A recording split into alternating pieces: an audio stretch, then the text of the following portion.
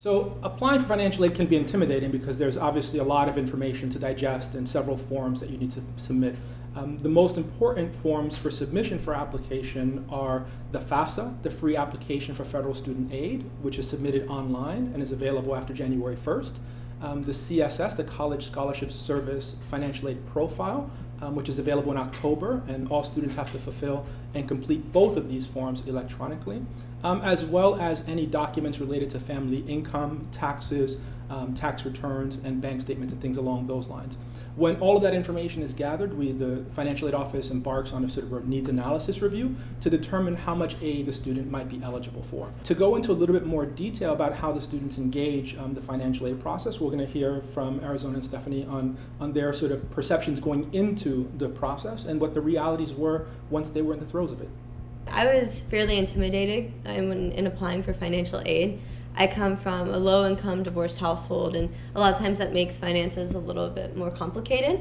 But I was very surprised and very pleased to see that the FAFSA and the CSS profile, they were both organized in a way that was convenient for non-traditional households in that sense. And I guess another part of applying for financial aid was figuring out the deadlines, because there are so many forms. But it's really nice because even when I would submit one form late or I was missing something, I would always get an email from a financial aid officer to help me out. And so it's not as stressful as it looks when you're first seeing the long laundry list of things that you have to do.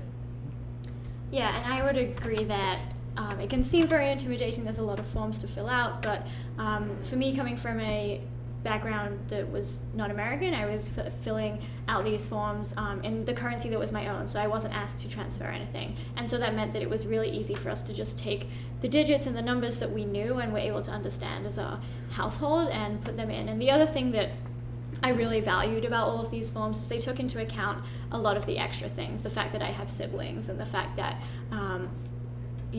one of my parents doesn't work, and all of those things were really taken into consideration, and I felt like it was a very holistic look at my financial aid as opposed to just crunching some numbers as well. Mm-hmm.